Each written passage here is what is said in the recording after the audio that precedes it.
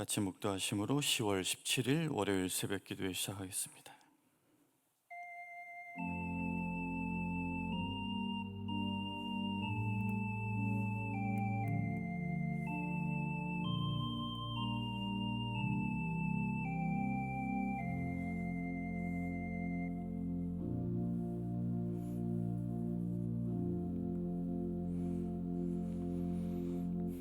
참 좋으신 하나님 감사합니다. 새로운 한 주를 시작합니다. 주님 예배하며 믿음 안에 살아갈 수 있도록 인도하여 주시고, 매일매일의 삶 가운데 하나님만을 바라보고 하나님과 동행하길 소원하고 믿음의 결단으로 나갈 수 있는 저희 모두가 될 수 있도록 주님 축복하여 주시옵소서. 오늘도 주님 주시는 말씀 속에서 우리가 믿음 가운데 어떻게 살아가야 할지 고민하게 하시고, 주님 앞에 그 인도하심 따라 순종하며 살아갈 수 있도록 주님이 함께하여 주시옵소서. 듣기만 하는 자 되지 않게 하시고, 말씀을 살아가며 그렇게 경건의 능력을 덧입는 그런 인생 될 수 있도록 주님 축복해 주시옵소서. 예배 시종을 주님께 의탁하고 좋으신 예수님 이름으로 기도합니다. 아멘. 다 같이 찬송가 357장 찬송하겠습니다.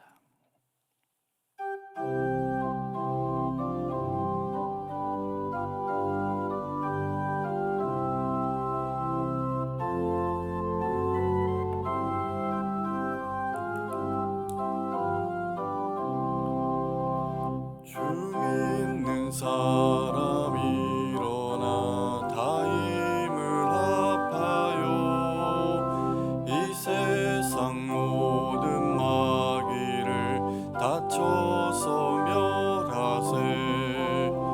저 앞에 오는 적군을 다 싸워 이겨라. 주 예수 믿는 힘으로 온 세상 이기네. 믿음이 이기네. 믿음이 이기네. 주 예수를 믿음이 온 세상 이기네. 온 인류 마귀의 율로 큰 죄에 빠지니 진리로 띠를 띠고서 늘 기도드리세. 참 믿고 의지하면서 겁없이 나갈 때 주 예수 믿는 힘으로 온 세상 이기네. 믿음이 이기네. 믿음이 이기네. 주 예수를 믿음이 온 세상 이기네. 끝까지 이긴 자에게 흰 옷을 입히고 또 영생복을 주시니 참 기쁜 일일세. 이 어두운 세상 지나서 저 천성 가도록 주 예수 믿는 힘으로 온 세상 이기네. 믿음이 이기네. 믿음이 이기네. 주 예수를 믿음이 온 세상 이기네.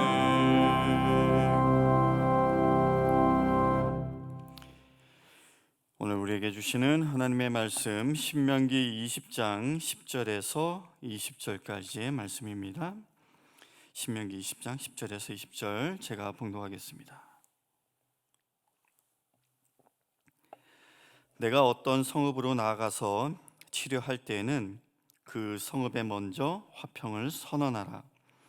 그 성읍이 만일 화평하기로 회답하고 너를 향하여 성문을 열거든 그 모든 주민들에게 내게 조공을 바치고 너를 섬기게 할 것이요, 만일 너와 화평하기를 거부하고 너를 대적하여 싸우려 하거든 너는 그 성읍을 애워쌀 것이며, 내 하나님 여호와께서 그 성읍을 내 손에 넘기시거든 너는 칼날로 그 안의 남자를 다 쳐 죽이고 너는 오직 여자들과 유아들과 가축들과 성읍 가운데에 있는 모든 것을 너를 위하여 탈취물로 삼을 것이며, 너는 내 하나님 여호와께서 내게 주신 적군에게서 빼앗은 것을 먹을지니라.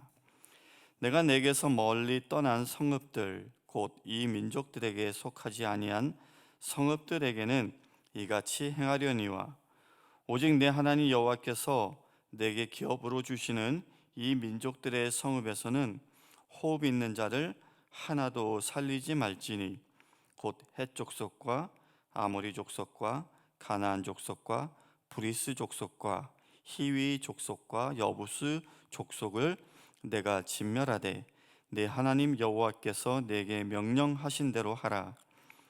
이는 그들이 그 신들에게 행하는 모든 가증한 일을 너희에게 가르쳐 본받게 하여 너희가 너희 하나님 여호와께 범죄하게 할까 함이니라.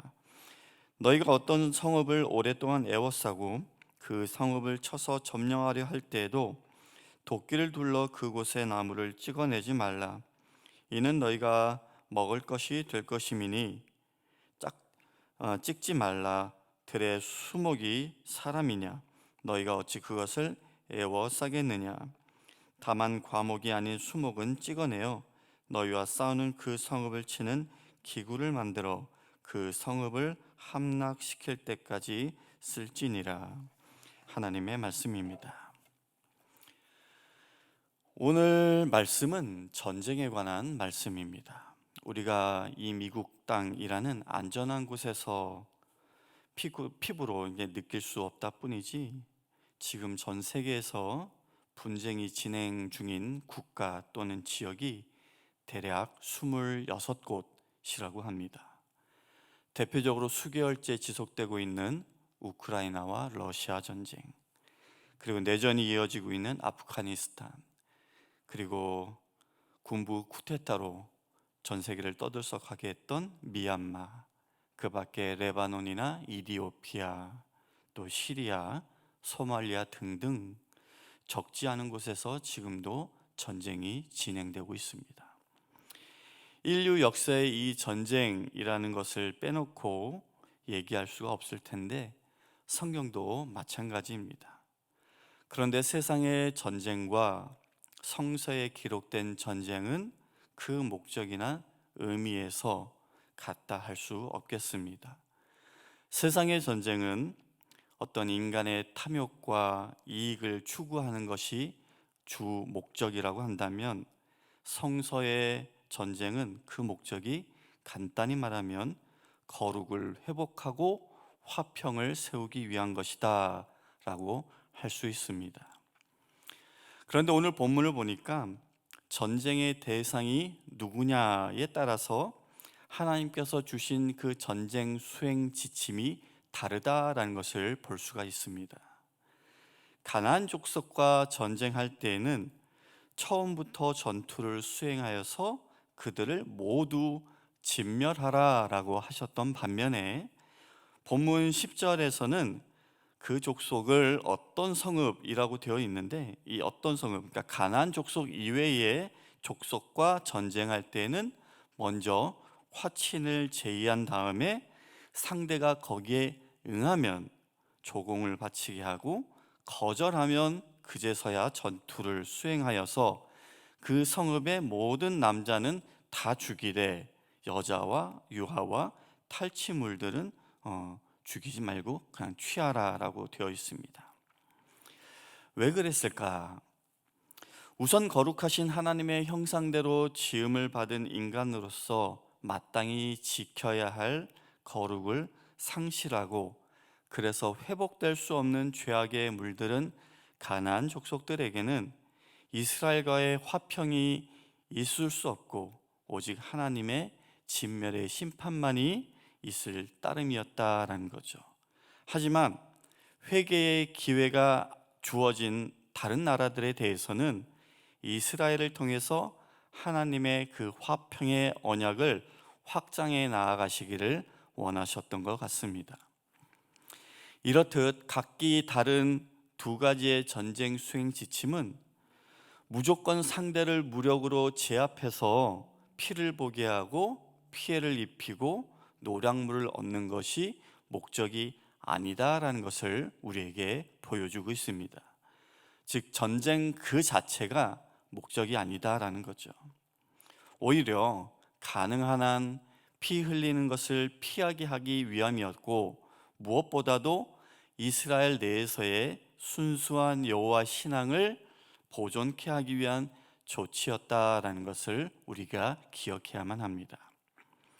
문제는 화평을 선언했음에도 불구하고 화평을 거부하고 전쟁을 상대가 택한다면 그때는 이스라엘도 불가피한 전쟁을 할 수밖에 없었다라는 거죠. 그렇게 화평하기를 거부하고 싸우기를 원하는 자들과의 전쟁, 오늘날 우리 그리스도인들에게까지도 이어지는 전쟁이라고 할 수 있겠습니다. 그래서 저는 오늘 본문의 그 전쟁 수행 지침의 어떤 세부적인 내용을 다루기보다는 오늘날 우리가 어떻게 이 전쟁 지침을 이해하고 우리 신앙의 삶 가운데 적용할지, 그럼 어떻게 하면 좋을지 함께 생각해 보기를 원합니다. 이스라엘이 가나안 족속이 아닌 다른 족속들에게 평화의 메신저가 되어야 했던 것처럼, 마찬가지로 오늘날 우리 그리스도인들도 직접 칼을 들고 세상을 대적하는 그런 혈과 육의 싸움을 벌이는 자들이 아닌 것을 우리가 우선은 알아야 합니다. 우리는 예수 그리스도의 평화의 복음을 전하는 하나님의 사신의 역할을 맡은 자들입니다. 고린도후서 5장 20절에서 바울이 이렇게 얘기합니다. 이러므로 우리가 그리스도를 대신하여 사신이 되어 하나님이 우리로 너희를 권면하시는 것 같이 그리스도를 대신하여 간구하노니 너희는 하나님과 화목하라. 또한 로마서 12장 18절에서는 이렇게 말씀합니다. 할 수 있거든 너희로서는 모든 사람과 더불어 화목하라. 그리고 고린도후서 5장 18절 19절에 하나님께서 그리스도 안에 계시사 세상을 자기와 화목하게 하시고 또 우리에게 화목하게 하는 말씀을 부탁하셨느니라 라고 하셨어요. 이렇게 우리 그리스도인들은 하나님으로부터 화목해 하는 말씀을 전달할 영적 사자들로 부르심을 받았다라는 겁니다. 이 역할에 우리는 최선을 다해야 한다라는 거죠. 왜냐하면 하나님은 지금도 모든 사람이 다 구원에 이르기를 원하고 계시기 때문입니다. 디모데 전서 2장 4절이죠. 하나님은 모든 사람이 구원을 받으며 진리를 아는 데에 이르기를 원하시느니라. 하나님은 비록 악인이라 할지라도 회개하고 돌이켜서 하나님께 순종함으로 말미암아 구원의 은혜를 모두가 입기를 원하고 계십니다. 하나님은 악인들이 죄 가운데 멸망하는 것을 결코 기뻐하지 않으십니다. 우리는 그저 우리에게 맡겨진 의무, 그 평화의 복음을 전하는 일만 감당하면 되는 것이죠. 우리가 평화의 복음을 전했음에도 사람들이 하나님과 화목하기를 거절한다면 결국 그들은 파멸에 이르게 될 것입니다. 하나님은 은혜로우시고 자비로우셔서 모든 사람이 다 구원에 이르기를 원하시며 그래서 오래 참으시지만 그럼에도 평화의 복음을 거절하고 하나님을 무시하는 자들은 심판을 피할 수 없게 되는 것이죠. 그러나 화평을 쫓더라도 그것이 우리가 거룩함을 포기하거나 또는 거룩함을 뒤로 미루는 것이 되어서는 안 됩니다. 화평은 세상과의 타협을 의미하지 않습니다. 성경이 말하는 화평은 궁극적으로는 하나님과의 화평을 의미합니다. 하나님과의 화평은 오히려 거룩함을 침해하고 방해하는 요소들을 철저하게 척결함으로써 누릴 수가 있는 것이죠. 거룩함이 없는 화평은 가짜 화평입니다. 그래서 히브리서 12장 14절에서 히브리서 기자가 이렇게 얘기했습니다. 모든 사람으로 더불어 화평함과 거룩함을 쫓으라. 이것이 없이는 아무도 주를 보지 못하리라. 사랑하는 성도 여러분, 우리는 본래 씻을 수 없는 허물과 죄악들로 인해서 죽을 수밖에 없었던 자들이었습니다. 그럼에도 불구하고 우리가 현재 하나님의 자녀로 살아가고 있는 것은 예수 그리스도께서 우리를 대신해서 죽어주시고 우리를 그 피로 사셔서 거룩하게 하셨기 때문입니다. 그러므로 우리는 이제 그리스도께 매인바 되어 그런 자들이기 때문에, 그의 거룩한 소유가 되었기 때문에 항상 예수님이 보시기에 합당하도록 그 거룩함을 유지해 나가야만 합니다. 만일 우리가 세상과의 화평을 위한다고 우리의 거룩함을 버린다면은 그것은 그리스도의 죽음을 헛되게 하는 행위일 뿐일 것입니다. 화평과 거룩, 쉽지 않은 과제가 우리 앞에 놓여 있습니다. 오늘 이 세대의 사람들은 무신론적인 합리주의와 인본주의적인 세속주의에 젖어서 하나님의 그 평화의 메시지를 거부하고 자신들의 그 죄악된 모습을 고집하며 살아가고 있습니다. 실로 그들의 결국은 불을 보듯 뻔합니다. 그러나 우리는 그럼에도 불구하고 포기해서는 안 됩니다. 기회가 되면 한 번 더 그들을 향해 하나님의 평화의 메시지를 전하고 어떻게 해서든 그들로 하나님께로 돌아오게 또 올 수 있도록 그렇게 노력해야 할 것입니다. 주님은 우리에게 이 사명을 부여해 주셨습니다.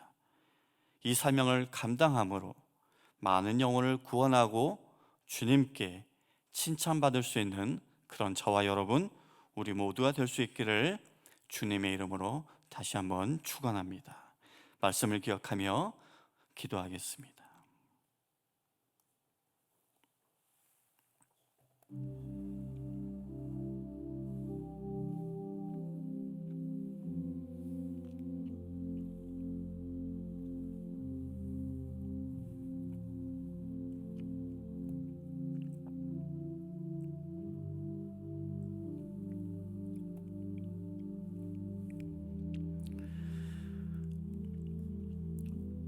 좋으신 하나님, 우리에게 하나님의 화목하게 하는 말씀을 부탁하셨는데 그 평화의 복음을 온전히 전하는 그 사명을 잘 감당할 수 있도록 하나님 도와주시옵소서. 우리로 인하여 한 사람이라도 회개하고 주님 앞에 나와 하나님과의 화목을 누릴 수 있도록 하나님 우리를 사용하여 주시옵소서. 그러나 모든 사람으로 더불어서 화평함과 거룩함을 쫓으라 하신 히브리서의 말씀도 기억합니다. 잘못된 화평을 추구함으로 거룩함을 잃는 어리석음에 빠지지 않게 주님 붙들어 주시고, 참 화평은 거룩함과 공존할 때만 가능한 것임을 잊지 않고 저희들 그렇게 믿음 안에서 살아갈 수 있도록 주님 친히 인도하여 주시옵소서.